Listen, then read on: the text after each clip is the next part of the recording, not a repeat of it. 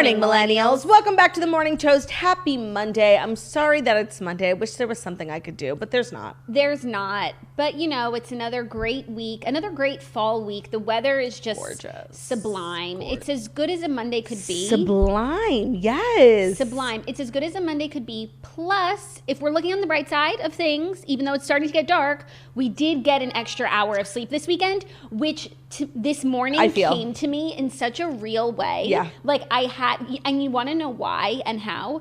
Because I actually stayed up late last night reading, but then Brew woke up his internal body clock. Like, he doesn't know about daylight savings. He doesn't know shit. And so I literally woke up an hour before your alarm? Usually do. Yes. And I saw that I had an hour and I was like, this is so beautiful. Yeah, no, me and Ben woke up at our alarms and we were like, oh my God, we thought we like slept till 11. I definitely felt it.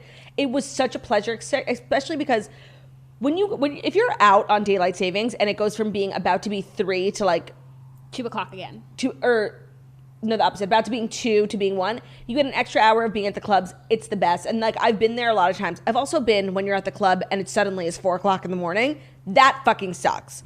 But I don't recall recently being home on a Saturday night when we got an hour and it was just like, I watched all of Waco. I have to tell you about it.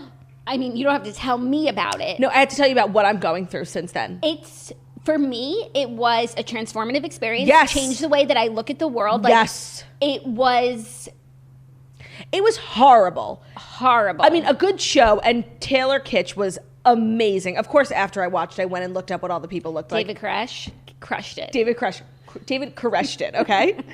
But, you know, this story, and of course it was before my time. I knew nothing about it. Now I understand why Chip and Joanna Gaines are so successful, because I guess before Chip and Joanna Gaines, like, you couldn't say the word Waco without thinking about the massacre that the FBI committed. Mm-hmm. And now you think about Waco and you think about, like, Fixer Upper. So I get why they're successful.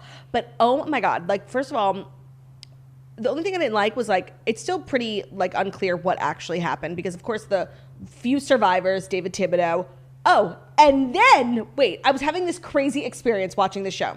Because I was like, Ben. I've been trying to tell you, girl. Like, no, it's separate. But it was 9 o'clock. And I'm like, Ben, let's watch something. But I want to watch SNL. Roman from Succession is going to host. And only when they announced Kieran Culkin as the host for SNL did I realize that Roman from Succession is Macaulay Culkin's brother. Welcome to the world. It's a pleasure to be here. Okay, wait. Welcome. Then, when I'm watching Waco, there's this guy who looks so much like... Third brother? Who looks so much like Kieran Culkin. I'm like, what the fuck is going on? And then I look it up, and there's another brother. I think his name is... I don't know. These Culkins are just running around. I didn't even know that there was more than one. Mm-hmm. It was the craziest, like, meta experience. I didn't even end up watching SNL because we got so into Waco. We stayed up till what would have been 3 in the morning, but it was really like 2. Waco will do that to you. Oh, my God. So here's my question about Waco.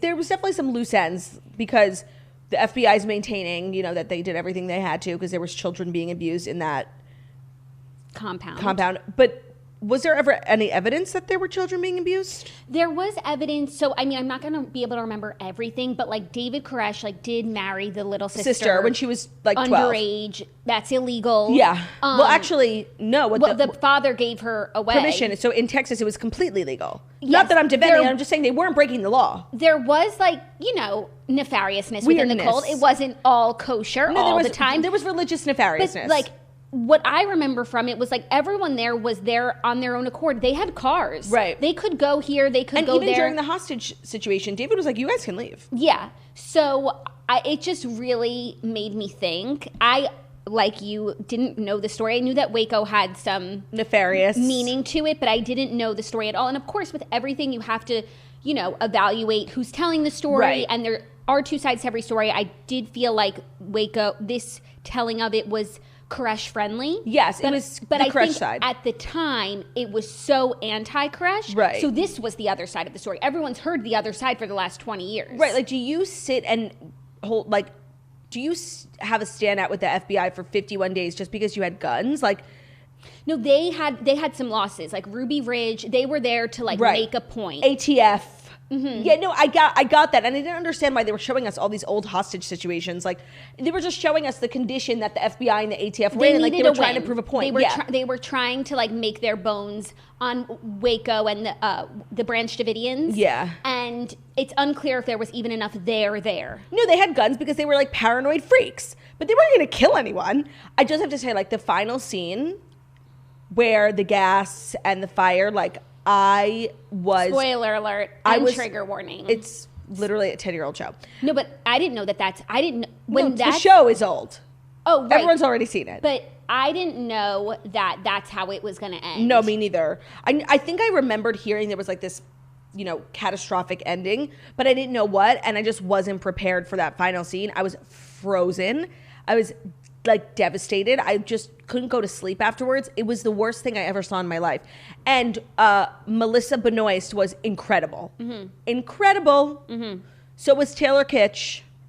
It was a great show. It was a great show. 6 episodes, nice, quick watch. I don't like to watch things that are too long. But, oh my God. Like, if you'd like to know where I went from there in terms of similar content. No, I don't want to terrorize myself anymore. No, but I was just like then in this like 90s crime mood. I watched Richard Jewell. Richard Jewell looks so sad. It wasn't, I didn't find it to be very good. Oh. But I watched Manhunt Unabomber. Oh, I've heard of it. And I thought that was really good. Again, you've heard of the Unabomber, but do you know what he did? No, and I really don't want to like sound stupid, but like I've heard of the Unabomber, but like I don't know what that is. Right. That's how I felt too. Okay. And then I watched it, and now I know. I'm actually going to watch next the Gwen Shamblin documentary. What's that? She was like this. Brian watched it. He said it was so Is whack. that woman? Yeah, she like started like this crazy cult. What's it called? I don't know, but her name is Waco. I mean, after I watched Waco, I did a lot of research about cults, Branch Davidians, and then it took me on this like path of like the definition of a cult, which is a very subjective term. No, and I think also in this day and age, we just like throw that word around when like people who are doing things by their own accord, that's like that can't be considered a cult. And that's what I think what I liked about the show was like they had these like benchmark moments with that radio show host who was just giving like a really fair and balanced perspective on like what the fuck was going on. And he had this like expert on who was an expert in cults, and the guy was like, cult is a social construct. Like, yes. And this is certainly not a cult. All these people they're not being held there by violence or blackmail. Like they have all chosen this life, and they love it, and they can leave, right? And so even though I think it's fucking weird, like go live your life, choose for yourself, go live your life on your compound, right? So you should watch this Gwen one, see if it is a cult. Well, so I have no idea what it is. So I felt that way about Lula Rich. They were like, it's a cult. I'm like, really? Everyone signed up and knew exactly what they were doing, having and the time of their lives. And we're Katy like Perry's there, enjoying all the benefits, like until things got dark. Like that's actually not a cult. Nexium was a cult. They were branding people. Like we just throw the word cult around when we think what people are doing is weird and we can't relate to it. But no, live your life. Like buy the leggings. 100%. Yeah. So it was an eye-opening experience. I know I'm always late. Like you tell me to watch something and I have to wait a whole year because I'm so fucking stubborn. But I did it. I'm looking forward to the day when I say, like, I'm watching this, watch it, and then you turn it on, like, that day. I feel like that's happened recently, no? Yeah, like Succession, you were a few days behind. But it's always a struggle. And, like, when will you just trust me? It's up and then we can be experiencing these things together. By the way, I'm so glad you brought that up. Because it's not that I don't trust you. I think I trust you implicitly. Okay. It's this thing that I have where it's like, and you bring it up all the time, like if I don't want to do something, like I will not do it. Like I'm so stubborn in like my own ways, creature of habit. Like if like, no, you know? Mm-hmm. Sorry. That's it. Like, no. Okay. So it's a no. Yeah. So it's going to be a no for me. Okay, well, I'm glad I got to relive the feelings of Waco because I think it's so important. It's such a terrible story. Like, and it was really hard to watch because I find Taylor Kitsch to be like one of the hottest men who ever was created on this planet. But I think and he's out here looking ugly. No, but he was a great casting because you needed to feel like the magnetism of David Koresh and like how someone could fall into this. And get over 100 people to like move into his house. And Taylor Kitsch, like... Is that guy. I love him. It's sad that when Waco was on, it was on Paramount. when it was on, and then it made it to the streamers. I don't think a lot of people watched it live, and like it deserved to win awards. Yeah, I agree. But if it had won at an award show, I would have been like, the fuck is that? Yeah, literally. Yeah. But it was also like it was honestly like the perfect show. I don't feel like they wasted our time. I agree. So yeah, that's what I did this weekend. It was your birthday. It was my birthday. I turned 29 successfully. And it was such a nice day. It was extremely low-key, but the family came over. You're not like other girls. Not like other girls. Presents, cake, we were chilling, laughing. It was a lovely day. It was good times. So I had a really nice weekend. Honestly, we ate so much food. Like the next day, I was on the phone with Margot. I couldn't even pick my head up. Like I was full of pizza and cake. It was like I went to a 6-year-old's birthday party, but I would have had it no other way. No, like that night, I had so much ice cream cake. I was like coming down off of a sugar high. I couldn't move a muscle. I was like in pain. Yeah. No, I was sore. And everybody brought me or sent me treats, sweet treats. I got like such good stuff, and I still have it in my house. That's so like the best. Yeah, I had some banana bread for breakfast. You know, I'll have banana pudding later. Post-birthday treats and sweets. But now I'm like still dealing with like I'm having too much sugar, and I have. Bring it to the studio. I could take it off your hands. Oh, that's true. I guess I could The share. Magnolia cupcakes I'll take. Okay, I could share because I have the best of the best, and I want to eat it because it's also good, but like it makes you feel like crap. It really does. No, but that ice cream Carvel cake, like sitting in your freezer, and then every night before bed, you just like take a slice to your room. There's actually like no feeling that's even comparable. Yeah, I haven't even gotten into the Carvel leftovers because I have to get into like the sitting leftovers. Yeah, and you know what? The Carvel leftovers, they have a long shelf life, so take your time. Right. Take your time. The cupcakes, they don't. The carrot cake. The carrot cake, I really did a lot of carrot cake yesterday, so that was good. But it's overwhelming how much 100%. how many sweets I got, and so Because you're just so sweet. I'm just so sweet. So it was a great birthday and a great weekend, and we got the extra hour. I feel rested. I'm feeling good. Yeah, I mean, honestly, I feel like also a lot of my weekend was consumed with like watching and reading about what the fuck went down in Houston. Obviously, that's a story today, and I feel like I tried to ingest as much as I could because it was all coming out so like slowly and then quickly, and I was so, when I first heard about it, like I was like, what? Yeah. Like it made no sense, and I feel like a lot of it still doesn't make sense. Yeah, there's a lot of different things going around. That's obviously our first story, and we'll get into it, and we'll try and piece together everything that's come out so far. Mm-hmm. And I think that the biggest conversation around it is just like, where do you place the blame on this? Like that's what everyone's trying to figure out, and everybody has their different opinions. And there's no right or wrong answer. It's just like such a tragedy that no one can make sense of. And the death toll has risen to 11, correct? Has it? I believe. Jesus. Okay. Yeah, it's literally the worst thing I've ever heard in my life. Mm-hmm. And it's just one of those tragedies that's so avoidable, Yeah. Like so many festivals go on year round and they're well staffed and they're well organized. And so I think it's just a combination of it being a really poorly run event, and that does fall on Travis. It does fall on Live Nation, whoever. I think it was Live Nation. It was. But it's also like this larger conversation around like the obsession with celebrities and you told me this, I never saw Travis's documentary, but this is like his thing. Like he loves for people to like go wild, rage, if you've seen mosh. the documentary, then the raging, is congruent with what you know. And I didn't know that before I watched the documentary, that is the energy at his shows. Like people in the trees, people climbing up the light post, they people encourage it, jumping down from like the balcony, breaking their legs. I've seen that. Yeah, it is a very chaotic atmosphere, and I think for a number of different reasons that we'll get into, like it turned extremely tragic. Yeah, on Friday night. So let's get into it. Further ado, we'll get into the fast 5 stories that you need to know before you wake up and take a bite out of your morning toast. Sorry. Today's episode is brought to you by Olipop. I thought you'd stop dropping stuff when you stopped the cards. I'm sorry, what? Remember when you would have the cards and you would drop them? No, I don't feel like that happened that much, actually. I just feel like it was every now and then. Today's episode is brought to you by Olipop, a new kind of soda that tastes just like all the ones we grew up with, but unlike other sodas that are full of sugar, corn syrup, and artificial ingredients like aspartame, Olipop is made with natural ingredients that are actually good for you. They are the fastest growing functional beverage brand in America, and the best part is that they have the best flavors that are so nostalgic, like a vintage cola, classic root beer, orange squeeze, cherry vanilla, strawberry vanilla, and their newest flavor, classic grape. By the way, we drank so many Olipops at your birthday. Ben was obsessed. I think it was the first time he had ever had them. It's just a great alternative, like when you're eating like sweets and treats and you want like a nice cherry cola or you like want a carbonated beverage, but you don't want even more sugar. I have a lot of Olipop in my fridge because it's the perfect pregnancy. Because you're not drinking soda anymore, I'm not drinking soda because it either has too much sugar if I drink a regular soda, or a diet soda has too many artificial ingredients and you just can't trust it. So Olipop is much lower in sugar than conventional sodas with only 2 to 5 grams of sugar. And it's they have no sugar added, and their vintage cola has just 2 grams of sugar, which is compared to a regular Coca-Cola has 39 grams of sugar. Oh my, that's crazy. All of their products are non-GMO, vegan, paleo, and keto friendly with less than 8 grams net carbs per can.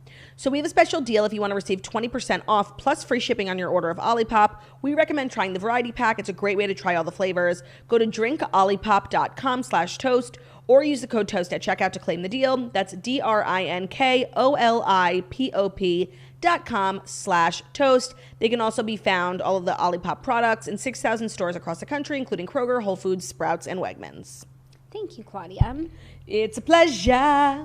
Okay, so news from this weekend. Tragic news. At least 8 people are dead and many injured after a crowd surge at Travis Scott's Astroworld Festival. Members of a densely packed crowd surged toward the stage and were crushed against each other at Houston Music Festival on Friday night.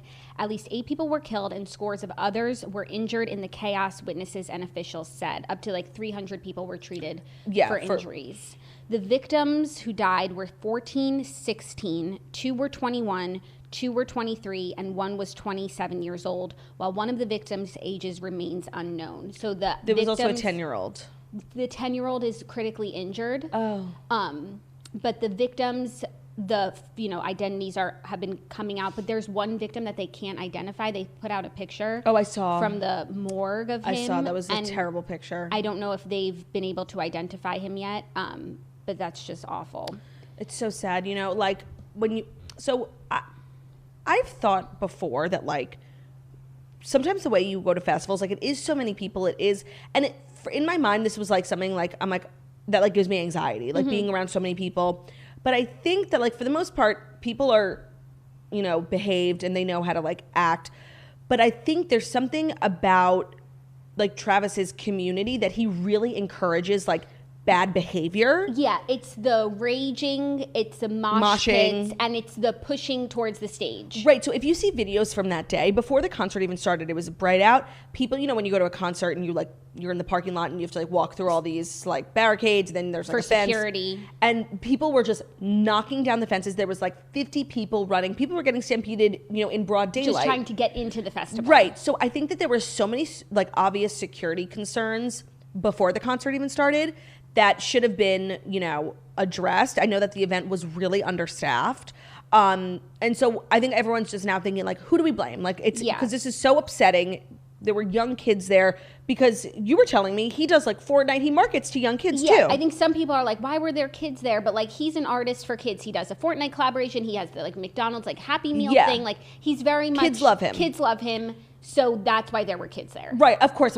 I was also wow, I didn't know kids love Travis Scott. And then when you were telling me the Fortnite thing, I'm oh, that actually makes a lot of sense. Yeah. So I just feel it's this, when I heard this, of course, this was the most shocking thing. But then when you put all this stuff together, it's not. Yeah, no, especially when even the video, the hype up video for this Astroworld where they use footage from old festivals and concerts of his, they're really hyping up that chaotic energy and the recklessness really.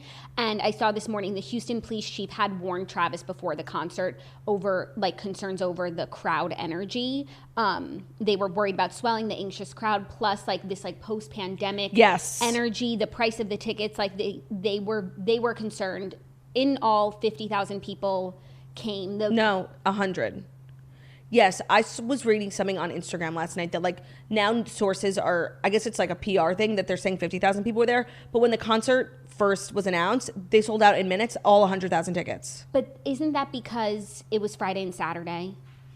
That's how I thought of it. Oh, that's interesting. I'm not sure, but that's interesting. They're saying that night there were 50,000 people, but maybe there weren't. There's a lot to talk about. There also wasn't a lot of security, so I'm sure people just came in. Yeah, and also if you've read some of the firsthand testimony of people who were either witnessing CPR being done or had it done on themselves, they were completely overwhelmed, and the medics that were there were not prepared. Were not prepared. How could you No one expected this. Right. So Also, there is, like, TMZ has reported that a security guard was stabbed with an injection in the neck, and they are looking into claims that people were sticked with needles, with drugs that might have caused them to collapse. People aren't buying that. No, they're saying it's like a PR spin because then you can place blame on the person who was doing that. Right, and like, I mean, I don't know. It all sounds believable to me. Like, this was a very low security event. You know, when we've been to many festivals, like, they literally check between your butt cheeks. Like, they don't take this shit lightly because of so many terrible things that have happened in the past. And you know what? It's really annoying, but I'm always grateful for it. Yeah. But, like, you can't even bring in, like, a cigarette. Like, they're insane. Yeah. So what I've heard from people on the ground was, like, it was a mess. Like, there was no security. So the idea that somebody could have brought in a backpack full of needles and, like, started stabbing people with whatever, that the security guard had to be resuscitated with Narcan, like, that's not unbelievable to me. No.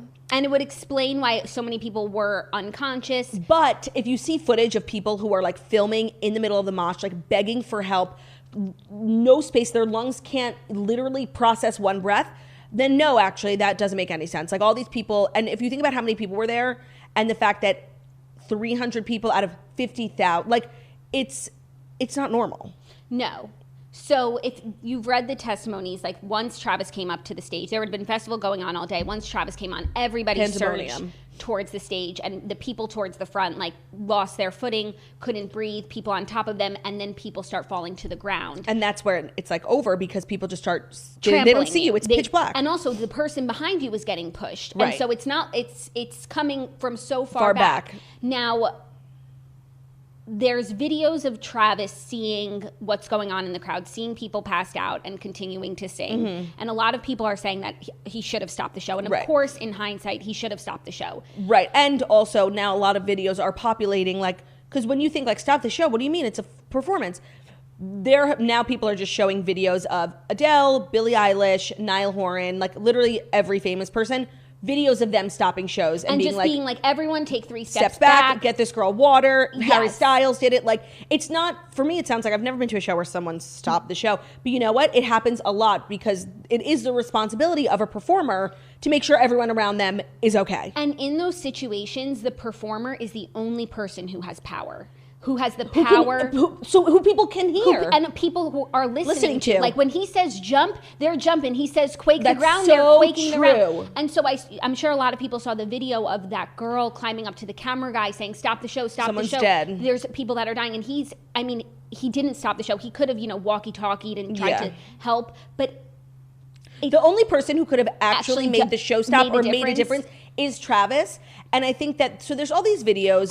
And the videos that he sees, like, people being lifted out of the crowds. But again, like, that is commonplace for a Travis Scott show. People go unconscious. Right. Like, and so I don't think he thought people were dying. Right. Weirdly, that is something that is considered normal at a festival for someone to be. Especially at a Travis Scott festival. Yes. That someone is unconscious, they get crowd surfed out, and they're going to get the medical attention that they need. So he's seeing that. He's not stopping the show because I think he thinks that that's normal. Mm-hmm. And what they've said is he had no idea people were dying in there. I mean, okay, so, like, this is, like, something we've been talking about recently. Like, when you see a video and it's, like, he's, like seeing someone being passed out, carried out, and continues to go on with the show, like, oh, man, he knew someone died and he kept going on. I have to imagine, and this is just me being an eternal optimist, I have to imagine that if Travis Scott knew, like, people were actually dropping dead, he would have stopped the show. Like, that's just what so I think that what he saw from his vantage point, and this is just me again, and people are running to blame him, and I do blame him like 100%, but I don't necessarily think it's fair to assume he knew exactly what was going on. No, I don't think that he did either, but he has a responsibility to be more responsible, to look out for stuff like that. When you're putting people in such a compact, chaotic environment, you need to be worried about the worst case scenario. And if, like, your brand is going to be this, like, crazy mosh swinging from trees, you have to have not only the average, like the base amount of security protocols, you need to go above and beyond. And not only did they not even have the average, they didn't go above and beyond, they didn't even have the average. Like, they had no staff, no security, so few medics. So if you're going to encourage that fucking psychotic behavior, you also have to compensate with making sure people are, at the end of the day, safe. And they were not.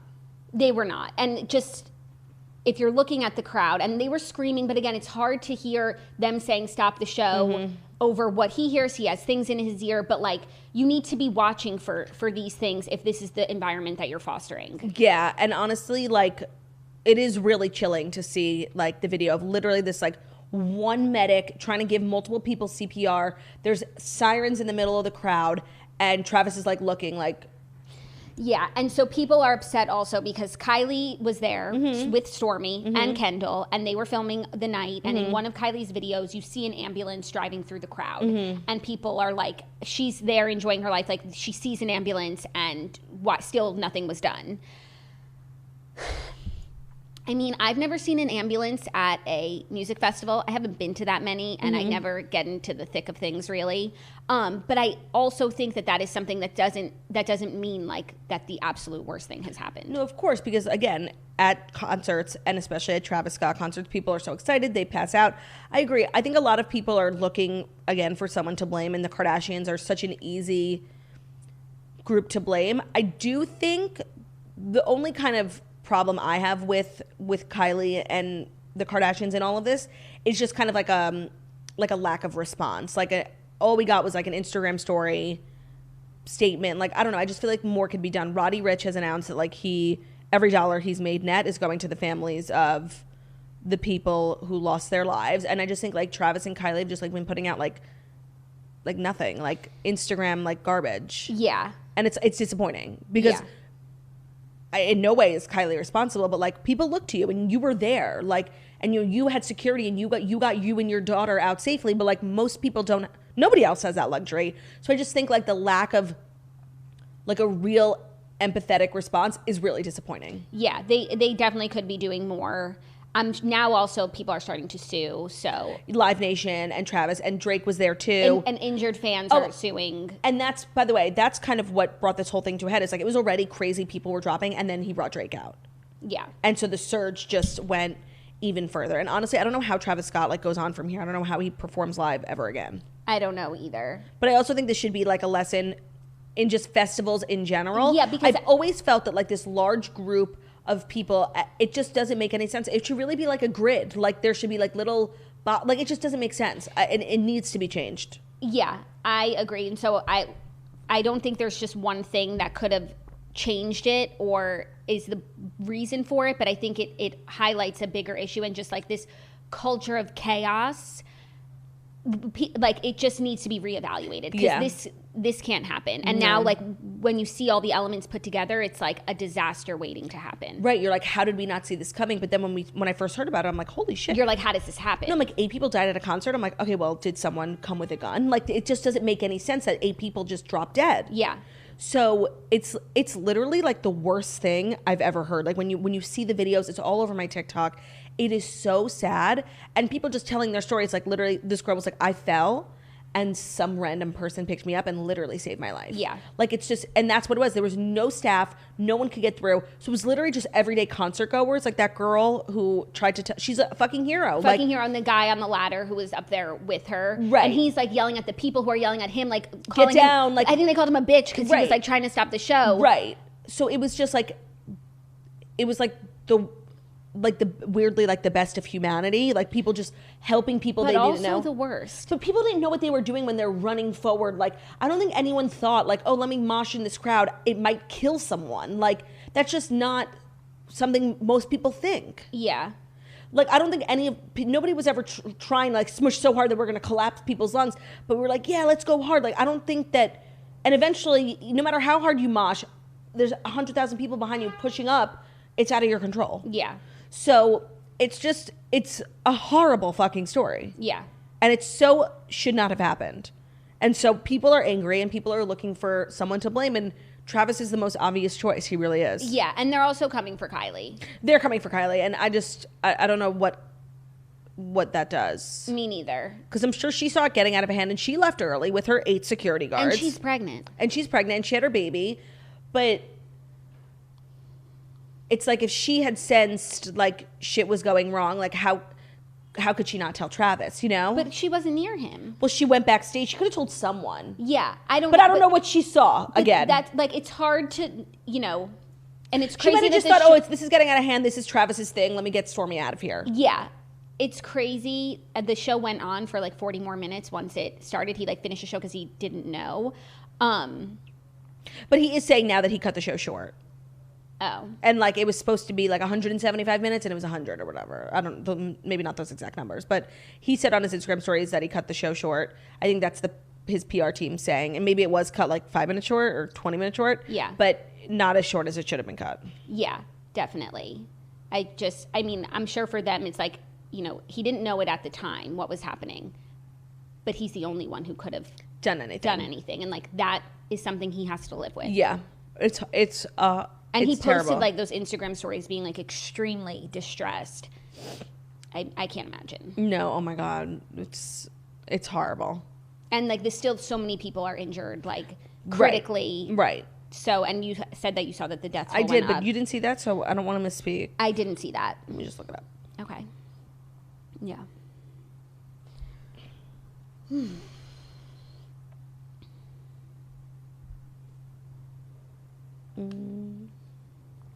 We could come back to it. Yeah. Oh, it still says 8. Okay, I saw 11 on TikTok. I'm sorry, I didn't mean to misspeak. No this worries. was 3 hours ago from the New York Times. So, yeah, just a horrendous thing that happened this weekend. That's so sad, and honestly, just like so unfair. Yeah. Like, you go to a concert to enjoy your life. How do you die at a concert? You know, when you go to a concert, It's like the height of like happiness. yeah, and of course, whenever you leave your house or you're out in public, you think like, hey, what's the worst thing that could happen to me? And I guess at a concert, the worst thing is like, or maybe someone slipped something in my drink. Like that's what is on my mind. Like never does it ever occur to me that I could die at this concert. Yeah. Yeah. It's really, really Also crazy. Travis refunded all the tickets. Obviously, And I just hope that the families of, are being properly like compensated, taken care of, and are just like, I can't even imagine like sending your kid to a concert and he dies. a 14-year-old, Horrible. 9th grade, Ugh, stop. That's so sad. beyond. Anyways, we'll keep you posted. Just think of everyone. Yeah. Are you ready for our next story? Yes. Major pivot Please. in the largest way.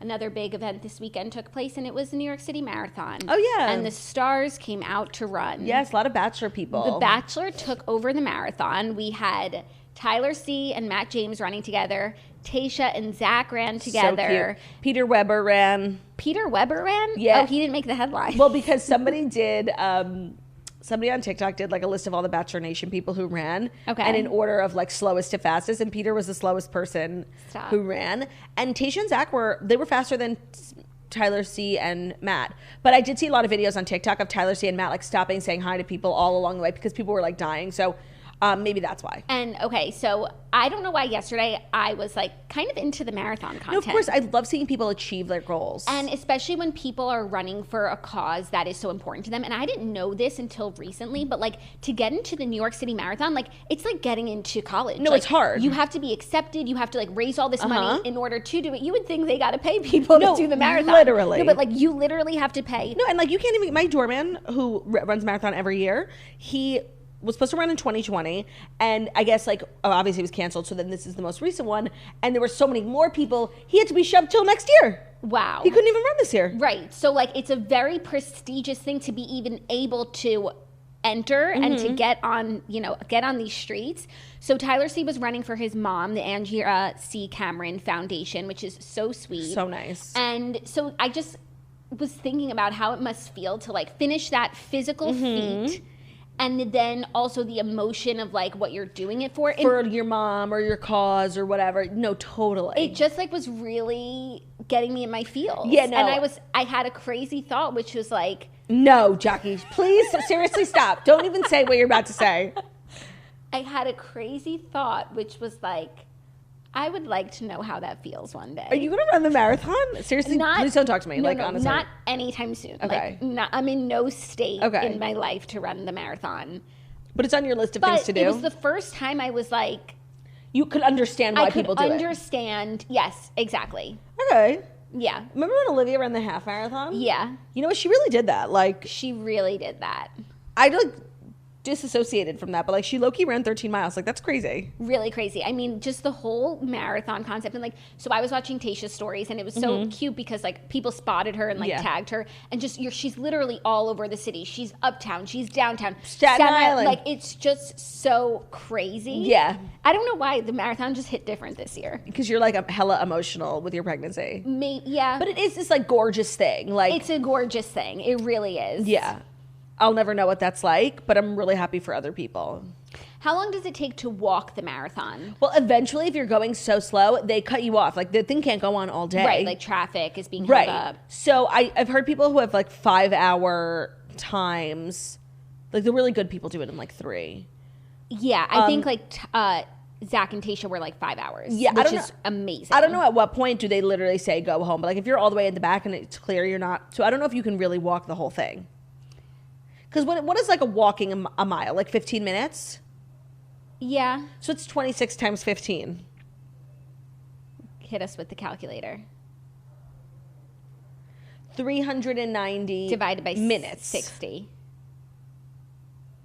6.5. That's actually pretty good. doesn't sound so bad. A 15-minute walking mile, though, I think is, like, quick.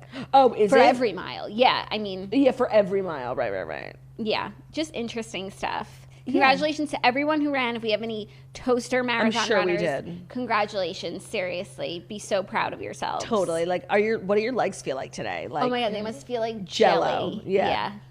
Crazy marathon things. Also, it was an absolutely beautiful day. It was a perfect day for a marathon. Really, really was. Okay, ready for our next story? Sure. Kanye West is apparently dating model Vinetria amid Kim Kardashian and Pete Davidson rumors. I'm sorry. Kanye is so messy. Like, you literally just went on a radio show and were, like, complaining that you and your wife are getting divorced, like, you want to be a family, but you also have a girlfriend who was at Sunday service yesterday. So was Kim, though. Okay. Right? Did you see that? No, I didn't. I saw Kim and North were at Sunday service in LA yesterday. Okay. So that just, like, warms my Kim Ye's heart, you know? But I also want them to have people on the side. So this situation is working for me. Sure. Sources tell Page Six that the rapper, who said in an interview tape last month that he still wants to be with estranged wife Kim. Oh, he said that in the interview taped last month. Oh, taped, but I guess it aired last week. Yes, but it was after SNL clearly. So it was like probably 2 weeks after. ago. Yeah.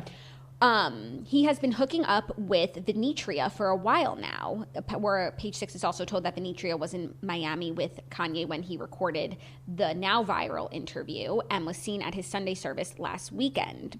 Their situationship appears to be taking a more serious turn. They attended their first public event together this weekend, his Donda Academy's debut basketball game in Minneapolis.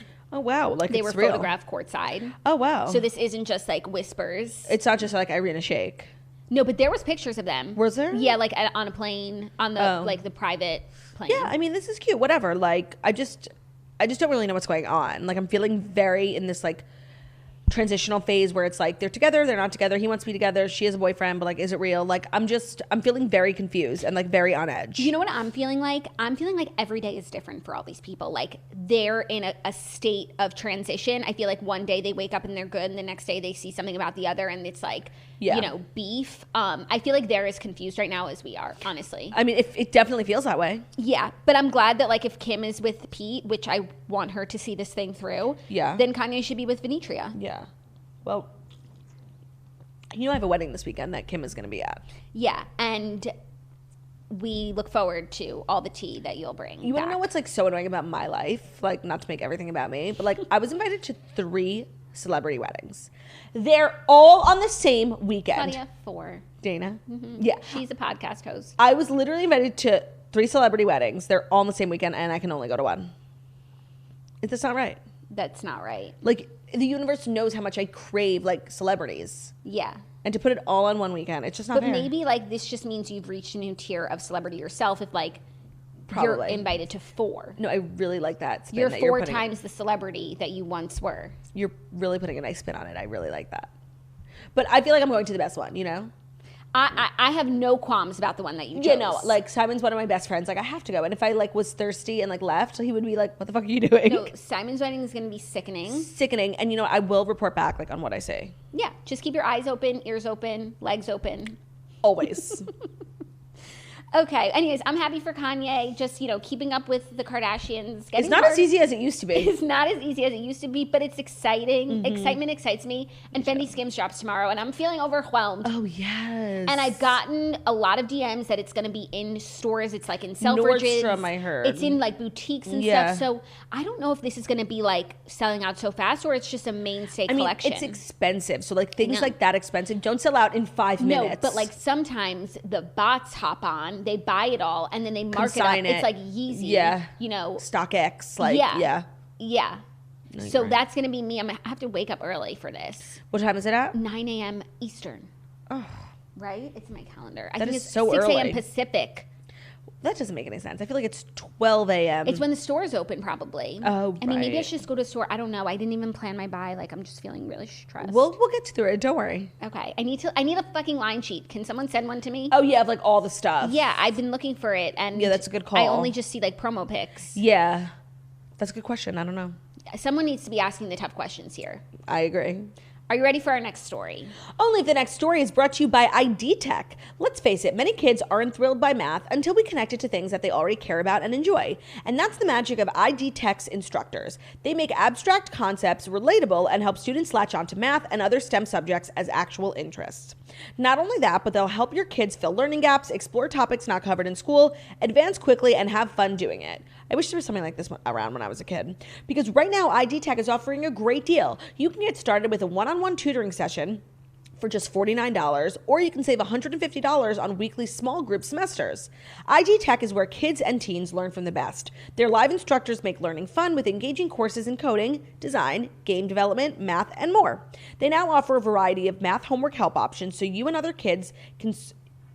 your kids can stress less and celebrate more when they ace those assignments.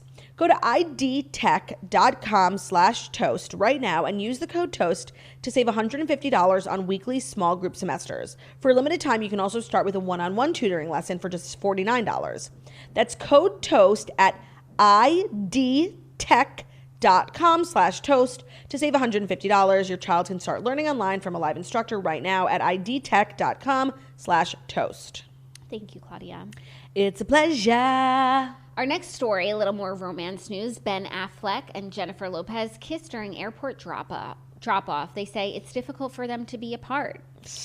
For Ben and Jen, distance makes the heart grow fonder. After spending the weekend together in L.A., Ben brought J-Lo to the airport for a flight to Vancouver on Sunday. While on the tarmac, the pair shared a passionate kiss. I saw it was passionate. Before they parted ways. Yeah, no, they're definitely. They were like making out. Not in business anymore. Yeah, I mean, honestly, like, I've just become so skeptical of everything these days. Like, they definitely give me fraudulent vibes, for sure. I know that they were, and maybe I don't really subscribe to everything that they do. So to me, it seems like they've been quiet for a while. No, they're like always like doing like staged walks through Central Park. Like they're fraudulent a little bit. Okay, but it's been a while now. Like, yes, it has. So at what point does the fraud turn for real?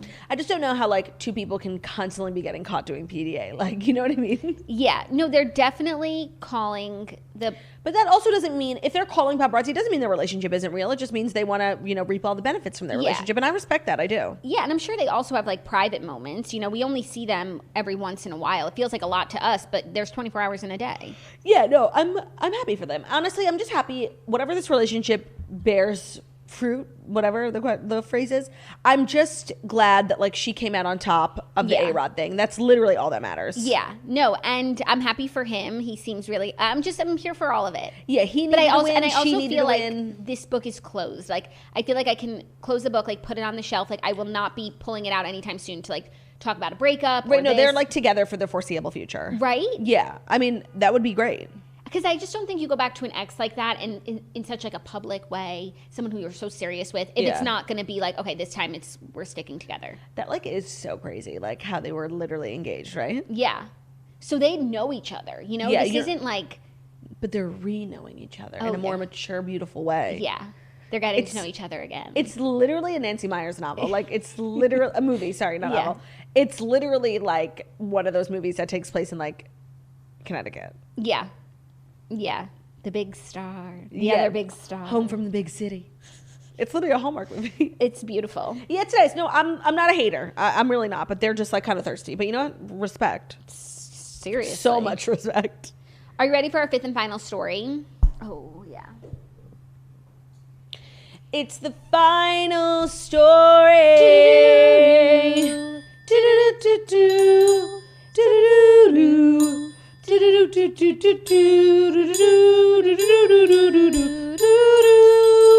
Nancy Myers, Ben and J-Lo.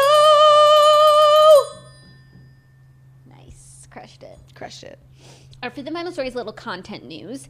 Faith Hill and Tim McGraw are star in the trailer for the highly anticipated Yellowstone prequel, 1883. Oh, wait, what? New show is coming out called 1883. It is the prequel to the show Yellowstone, and it is starring Faith Hill, who plays matriarch Margaret Dutton. Do you watch Yellowstone? I watched like the first 2 episodes, and I literally thought it was so stupid. You're so wrong, I know. but we'll see you in a year from No, I now. know. Going on and on. You have to talk about this new show you just found called Yellowstone. Literally. So, yeah, we'll talk to you later. Faith Hill plays matriarch Margaret Dutton, and Tim McGraw plays the Dutton family patriarch. It's the same family that's in Yellowstone, but it's about 150 years prior. Oh, wow. So, also Sam Elliott is in the show, and Billy Bob Thornton. No, wait. The fact that like they're cast like husband and wife, and their husband and wife is the cutest fucking thing. Look at this promo pic. It's like so Legit. 1883. Tim McGraw is a good actor. Like, I know nobody gives him credit for his work in Country Strong, but he was amazing. Blindside? The Blind Side. He's a really good actor. I think a lot of people forget that because he's such like a superstar singer. I have not seen Faith Hill act in anything, but there's nothing she can't do. So I feel like this is gonna be really good. Yeah, it premieres December 19th on Paramount Plus, and I mean, it's gonna be such a success. Yellowstone came back last night. I didn't watch. I'm conflicted. I kind of want to I want to batch them, but I don't want anything to be spoiled for me because last season ended on such a cliffhanger, and so far no one has spoiled anything. You better fucking keep it that way. But it's just, I don't know, so much going on. Yeah.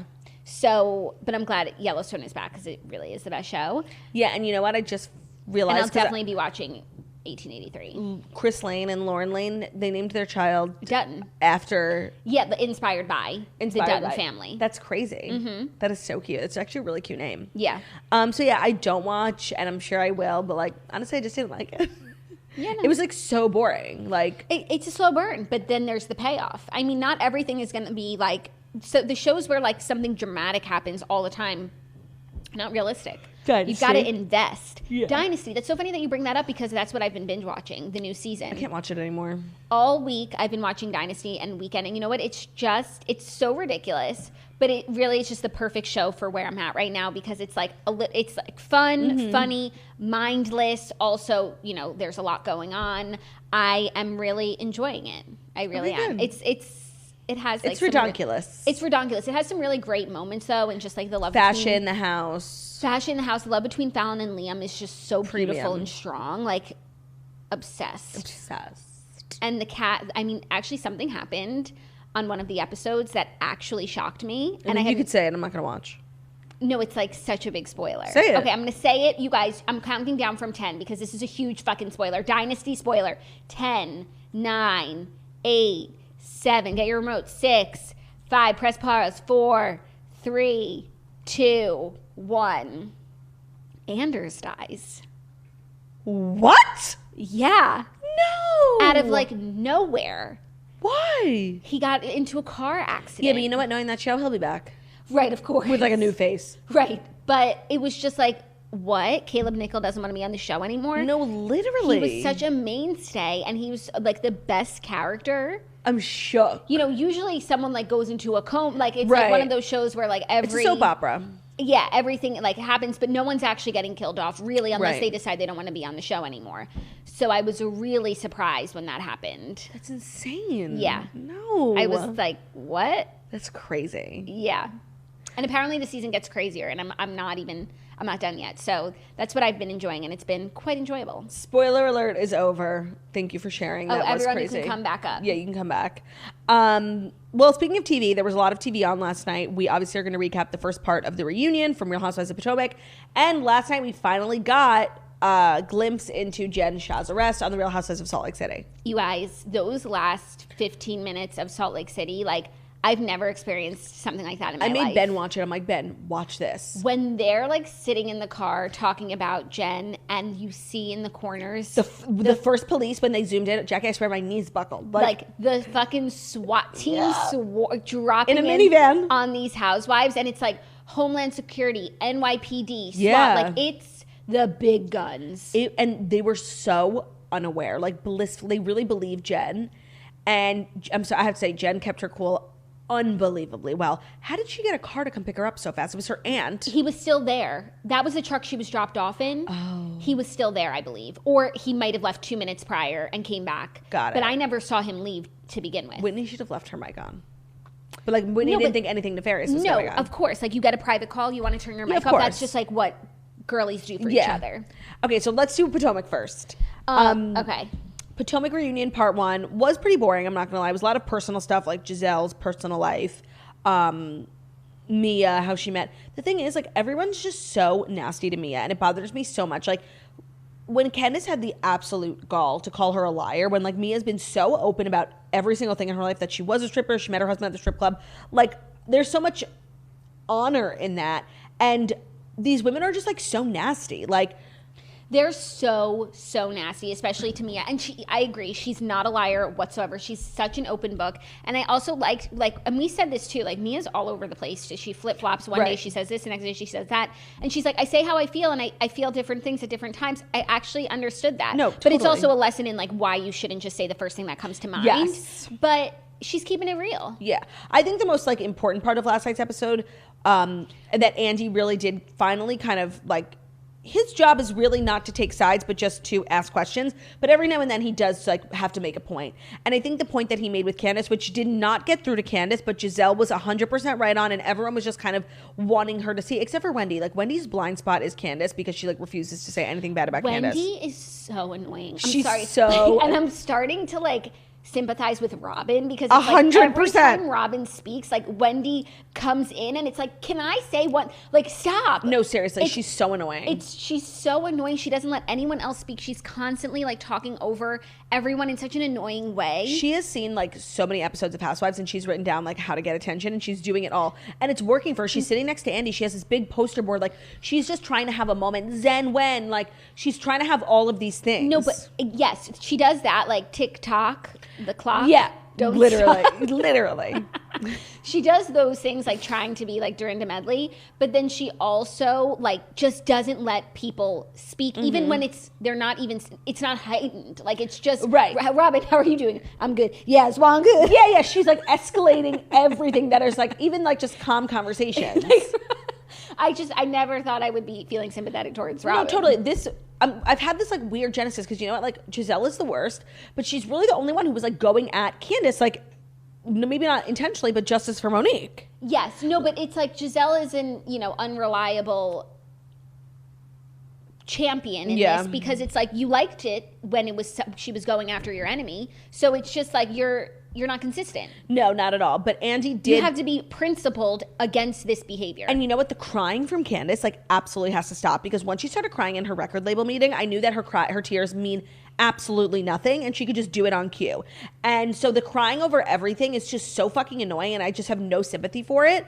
When she was crying, when she said that her in-laws watched the show and then she's like go over there. Yeah. And that was like extremely real. It was like awkward. And I believed her when she said, like, I think she's in a really tough spot with her husband and her mom right now. Like, and I don't know where she's going to go from here. I think she's like so in it still. Yeah, that did feel real for sure. But it's just like knowing that she can cry so on cue about like asinine things, and I have no sympathy for it anymore. Like, even last year when she was crying so much, I'm like, why is she crying so much over this?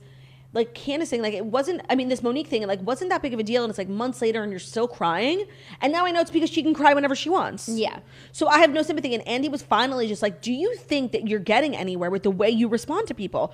Not only like physically provoking them, but also going so below the belt. Big head, wide ass, big feet, like everything is just like such, your mom, like everything is so below the belt. Like, you're getting nowhere. And she's so standing her ground thinking she's right. It's insane how you can be so wrong in every little thing that comes out of your mouth and be so like cavalier in your righteousness. It's insane. It's insane. I just want to give a shout out to really all of the women because they looked amazing. Unbelievable. And I was trying to think of my best dressed, and there are so many. Yeah. And I could only think of the ones that I didn't like because I loved Candace's look. Yeah, me too. I liked Robin's silver. I liked that she brought silver element to the pink. I loved that off the shoulder Robin looked great. Giselle was fine. Ashley looked amazing. Loved her hair, her dress, her glam. She really did look like a Barbie. Giselle looked fine. Good. Like, she didn't look bad, so she looked good. Yeah, like it was a dress like it was like Mother of the Bride. No, she like understood the assignment. Like, it was fine. It was fine. Yeah. I didn't like Wendy's dress. It was just a lot. Karen's, like, I love Karen. Karen looked great. I'm sorry. She looked regal and ethereal and beautiful, and I just love her. Mia looked amazing. Amazing. Escala looked amazing. Yeah. All together, amazingness. I don't know who's best dressed, like, because they all really wore, like, the same thing, but, like, different variations. I don't know why I just, like, loved Candace's look. She got a lot of heat for her hair. People I like the hair. I loved it, and then I loved the dress. I thought she looked great. Very sophisticated, yes. Yeah, but everyone looked great. Like, it was a pleasure. It's a pleasure. So yeah, it was like a part 1 reunion. Like nothing crazy happened. Really Wendy's just like escalating every conversation. It's like, we're just talking about like, Giselle's kid getting her license. Like it's not, she was just like, especially for Giselle, like she was just coming after everyone, but especially Giselle. But she's just silent on the Candace stuff, and it's so annoying. Because like, I can use actually your annoying energy on Candace. Yep. But she doesn't do it. Nope. Also, when they showed the Nicki Minaj video, like knowing that she's coming out, the video part was so awkward. Okay, what was that blurry ass like tiny video? I don't know. I think they really expected that she would be there because she said that she would be there, so they wanted to like throw them off. I wonder if they were thrown off. Yeah, I mean, Andy was being like a little too like, she's really sad she couldn't come. He said it like 5 times. But you know what I wondered? Because it's like so many people are fans, so many celebrities are fans of Housewives. Beyonce. And so I guess it has to be like you have to be a big enough celebrity and you have to be wanting to come on. Like, because we know like Rihanna watches Bravo. Vanderpump Rules. Like, would she ever want to go to a Vanderpump Rules reunion? Well, she never publicly asked like Nikki did. Right. So I think Nikki's like really emotionally invested in like the storylines, and she wants justice. No, and I'm so excited for the justice she's going. I'm literally so excited, and I just What episode does she come? 3? Probably 3, yeah. How many are there? That the name Monique comes out of her mouth, because they do say last season, they say Binder, but they don't say Monique. The best part of the entire episode was, and it was just the perfect point, is Giselle said, after you like got so in Mia's face, threw the salad, said horrible things to her, and she clocked you, I would have been like, like that's what everyone's thinking. That's like was the whole point with the Monique stuff. It's like you can't just berate someone and be mad when they fight back. No, and what's so crazy, this is where Candace's logic is just empty. Where they're like, you threw the salad at Mia first, and she's like, I threw 1 piece of lettuce. Doesn't matter. What? You started it. Like you gave the idea of like what? Because it was 1 lettuce? Yeah. What do you like? So how many lettuces until it's too much lettuce? Right. Like, what is the equation for the perfect amount? So if I had 2 lettuce, is that okay? Right. Or is that where we draw the line? 2 lettuce. Totally. Like, and when Andy said, like, you're the common denominator, that just, like, needed to be said. And it went completely above her head. Like, she refuses to operate in a space where she could potentially be the problem. It's painful to watch. It's giving Dorinda on her final season. It's painful to watch. Delusional. So yes, I'm very much looking forward to what comes next, especially the Nicki Minaj of it all. Like, that is just so crazy. It's historic. Yeah. So anyways, I just like wonder now, is this going to be something that might happen in a different city, and how big of a, like, so many stars watch Bravo. They go and watch what happens live. They comment. Yeah. Like, how big... Well, I think the Nicki Minaj thing is different for a multitude of reasons. One, when you think of the people who love Bravo, you think like Chrissy Teigen. Nicki Minaj is more famous than all of them. Yeah. And also, Nicki Minaj is like a fixture in the Black community. The show is like all about like lifting up Black women. Like, I think that it was like the perfect match. No, I'm so here for it. I just wondering that it's going to open the door for more celeb cameos. No, I don't think so. I think we're witnessing a once in a lifetime. One and done. I think we're witnessing a once in a lifetime moment. That works for me. Me too. I don't want like more people coming in like... Because, people have the worst takes. I know, and then what if it's someone that we hate? Like exciting because it's Nikki, right? And we're excited, yeah, and excitement excites us, yeah. But what if it's someone who sucks? That I don't want to see, and I don't care about their opinion, and they're wrong on everything. Right. And what if someone came in like Team Candace? And I feel that way, like when a lot of celebrities go on Watch What Happens Live and they like love Bravo, and Andy asks them their opinion, like they have the worst takes like ever. Did you watch What Happens Live last night? No. Okay, I had to because I just needed more Salt Lake City. Ben was like, if you don't turn this TV off, I'm going to kill you. Like I was literally being held at, like, yeah. Okay, so Chloe Fineman was on with Lisa Barlow. Oh, yes. And there were some really good moments, and she did all these impressions that were so fucking She's so good. Like Andy was usually he like cuts the game short because they suck ass, but he like played the game till there was no more questions or cards left, like because she was so good, and Lisa had to like guess which. She had to say a quote in an accent of someone, and Lisa had to guess who said who she was doing. No, not who she was doing, because they told her who to do, but she had to guess who said the quote from Salt Lake City. Got it. And Lisa got every single one. So together they were just like a dynamic duo. It was really fun. But when asked all these different questions about Beverly Hills, Salt Lake City, like her takes like stunk. Chloe. Lisa. Oh, Chloe. It was infuriating. Like she barely answered each question, and when she did, like she didn't say anything. She and probably I was just doesn't really watch that. No, she does. Okay. I think Andy double checks. Yeah. He does. Okay. No, she it was clear that she watched it. It was just like she was giving us nothing. Right. So that's why, like, in the way of like hot takes. We'll see what happens with Nikki, because like if she has bad takes, then like we'll never do this again. Like I will never watch. But I have a feeling Nikki like is gonna come out swinging. Like, yeah. And she's gonna have some really good takes. I'm so excited. Me too. Now we have to dive into Salt Lake City, which was like the television event of the year, which is brought to you by Bite toothpaste. Did you know that over 1 billion plastic toothpaste tubes are thrown out every year, ending up in landfills and oceans? That's 50 Empire State Buildings worth of plastic. And that's why Bite was invented, reinventing personal care by making products that are good for you and the planet. Their hero product is the dry toothpaste tablets that come in a reusable glass jar. The refills come in-home compostable pouches. So you just pop one in your mouth, bite down and brush. It's like the most effective way to brush your teeth and also the best for the planet. It foams up just like a regular toothpaste, but there's no plastic tube or messy paste. It's so cool. It's so cool. And also like the toothpaste tube is just like kind of chaotic. It's just kind of over. Like it's disgusting. It's gross. Like your hair gets in it. Like it's gross. Like, so this is more hygienic. It's more pretty on your counter, but it's also a good cause because it's much better for the environment. Yeah. They are also made with clean ingredients, no harsh chemicals, sulfates, or artificial dyes or flavors. The sustainability and clean ingredients are at the center of everything that they do. They are certified carbon neutral, cruelty-free, vegan, and palm oil-free. Also, the products are just great. Like, it's a great toothpaste, minty fresh, gets the job done just as good, if not better, than regular toothpaste. And you also don't have to deal with, like, the disgusting nature of your plastic tubes. Bite is offering our listeners 20% off your first subscription order. Go to trybite.com/toast or use code TOAST at checkout to claim this deal. That's TRYBITE.com/toast. Check it out. I don't think you'll regret it. I don't.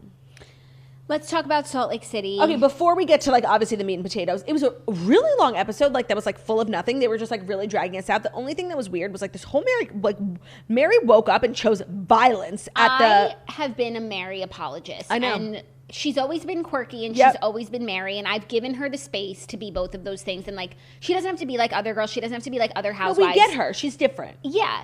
And I appreciate that about her, and I've appreciated it. But the way she behaved last week, it started with the Google. Yeah. And by the way, Lisa Barlow said something on Watch What Happens Live that made like me even more certain. So Lisa was like, I drink so much Diet Coke that when I heard that carbonation could bring on early menopause, I'm like, I need to Google this. Right. Like it's even more imperative, not just her fact checking Mary. No, I never felt like she was fact checking Mary, period. Right. When someone tells you something that actually could have like direct implications for your life, like you're gonna go look at every single article. Obviously. So it just doubled down for me, like how Mary was all wrong. And then this week she was so wrong. Like her crusade against Whitney for not answering the 4 FaceTimes because she was in the car. And then I was like, oh, but I guess she never called her back. Whitney said she called her back 2 hours later.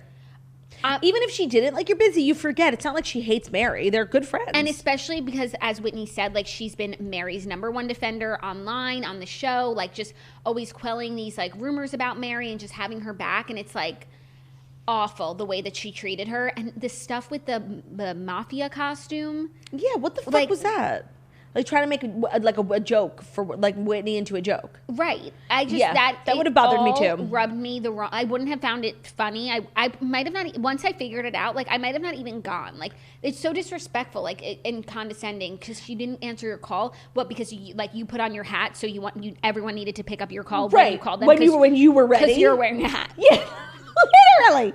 It was so stupid. She was being so mean and condescending, and it's not like there was anything they were actually fighting over. So like Mary was saying these like really mean, condescending things, and it's like there was no fight there. Like it was so stupid. And and Whitney's like retort is like, I love you so much. Like, what are you doing? You're my friend. What are you doing? And Mary is just has no compassion. No. And then when they start to get into Whitney and Meredith talking about like, what Mary as a being and how she believes that she holds the power of God, and so she wields that power. Like, I mean, that's the... You know what it's giving? David Koresh.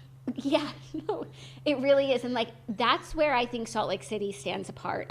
Because that conversation wouldn't happen anywhere else. Like, we need to talk to our friend Mary because she's wielding the power of God in too harsh a way.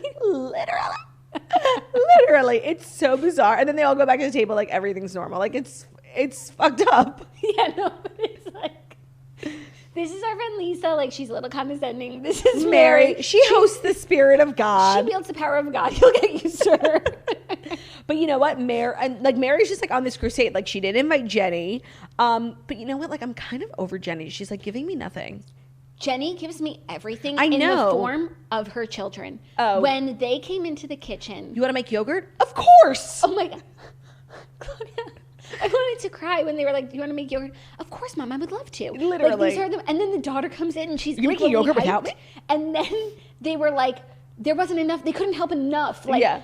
Claudia, I'm in love with her children. Yeah. They her kids are the best behaved campers I've ever seen on television. Yeah.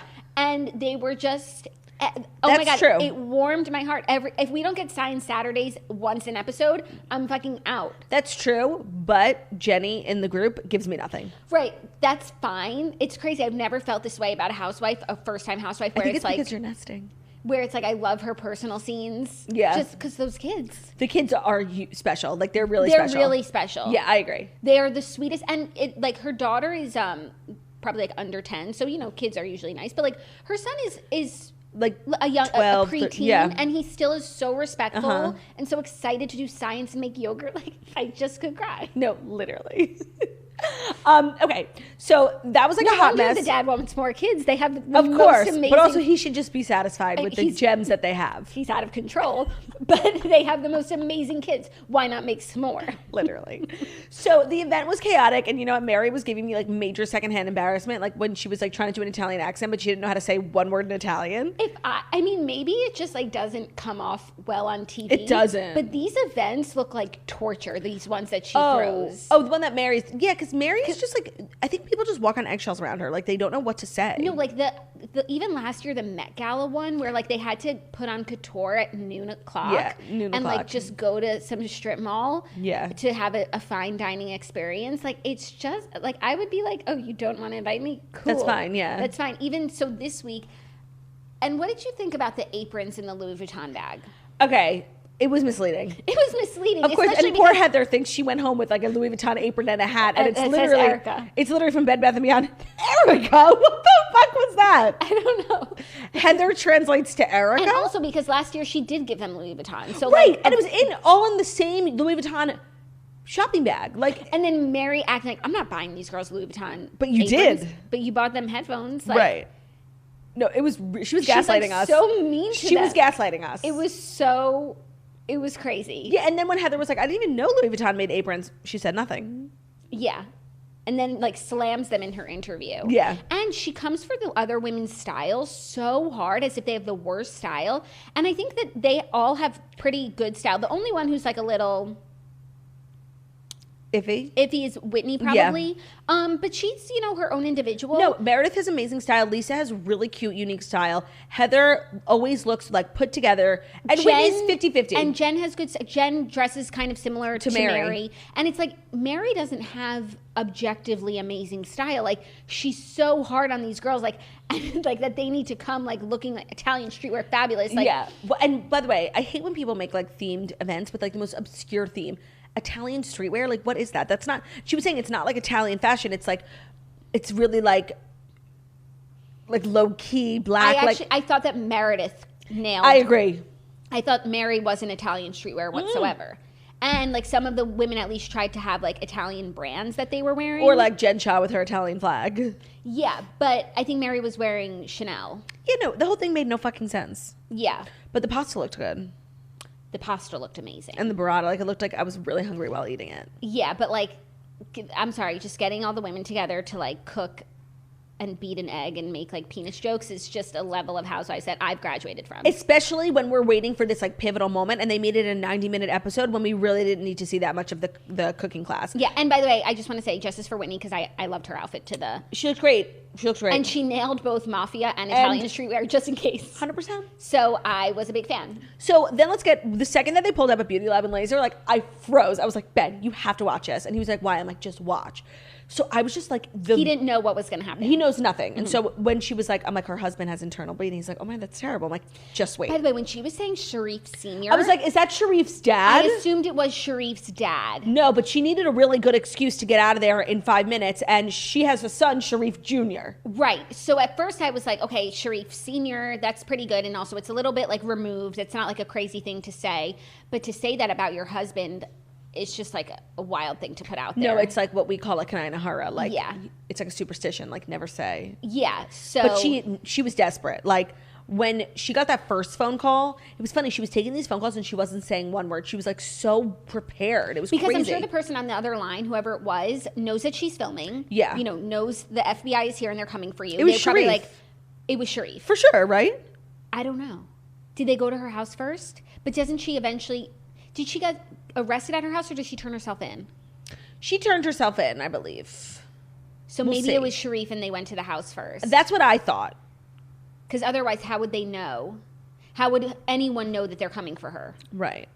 So whoever called her was like, if you're filming, don't say anything. Want to let you know. FBI is on their way. Get out of there. So they made it like a weird thing, like moment that Meredith decided to meet them in Vail. And there's like a lot of talk this season about whether Meredith tipped off the FBI that they were at Beauty Lab and Laser. But also Mary didn't go. Mary like had a headache. She was still laying in bed. Yeah. So there's proof that it was either one of them, even though I don't think it was hard to find out where Jen Shah was. Even if they tipped them off, like they could have been there to see the fruits of their labor. Right. But like as the day went on. And honestly, if I was the one who tipped off, I would want to see it go down to see like everyone... It dawned on everyone. No, obviously. And like the more the day went on, people started dropping out. I'm like, oh man, they're gonna be so pissed that they missed this. Like, it really happened so perfectly. Like, if it was like this stage thing, all the women would have been there. Like, no part of me thinks anything was staged. No, it was so iconic. So like, they're all sitting. And honestly, the fact that Heather was the only one who got up and talked to the police, like I would have been so fucking curious. But they were all just like frozen, like looking out the window. I'm like, get up, like get in there. Yeah, but they still don't know that they're looking for Jen. Right. Lisa said on Watch What Happens Live that she thought that they were looking for Heather because they're at Beauty Lab. Right. You know, so they don't. That's why Heather got up. Like we know what they're doing there, but like they're slowly piecing together like these. Okay, the cops are in this parking lot. They're here for us. They're looking for Jen, and it's Homeland Security. Like, these are federal She was like, I'm so glad Heather asked, what's SI. SI. He's like, Homeland Security. I was like, oh my God. This is federal. It was and Jen left all her luggage in the No, she didn't. She put it in the pickup truck. Her big luggages? Yeah. They said, I didn't see them. Heather said she took her bags and left. She took her bags from the van. I think her luggage is still in the car because she was like the third person there. They would have had, I think she was like, had no time. She's not going to get stuck there. So do they still go to Vail? Yes. So Andy said on Watch What Happens Live that next week's episode, he said it's top 5 episodes of Housewives. He said that last week about next week. That it's top 5 episodes of Housewives ever. It's it's over the course of about 8 hours and it's their ride to Vail. Learning everything. Yeah, Heather. I mean, Whitney's the one who figures it out, like on Twitter or something. And like Lisa's calling her lawyers to see what's on the docket, and they're piecing together in the car. That's what crazy. we know now. Jenny just like stumbled into this. It's crazy. I'm glad they're still going to Vail. Me too. But how far is it? I don't know. Colorado and Utah, right? Yeah. I don't know. It's just like, why not fly? I'm glad they didn't. Otherwise, this wouldn't have been so iconic, the orchestrated moment that it was. No, like everything that happened, like it just happened perfectly. Like I cannot believe that they were filming. Like, and whoever did not put their camera down, like if you saw a SWAT team, no matter how much you want to get the shot, you put your fucking camera down like you're scared. Yeah. Whoever deserves a Pulitzer. Like he did not even waver once. The camera didn't shake. It was gorgeous. And all the GoPros that they had on the bus were amazing too. Yeah. And them thinking it was a prank, like, is something like those women would do. Whitney thought it was strippers. Yeah. It's hysterical. Yeah. But it also just goes to show, like, how naive they were. And, like, you know, they're processing that Sharif has internal bleeding. Right. And so they also he might need die. to realize that that's not true. Sharif's fine. Yeah, that's not true. And your friend is a fraud. Yeah. So it was insane. It really gripped me. Yeah, it was. Ben was shook. He was like, what? I'm like, she was running one of the largest telemarketing schemes in the country. Yeah.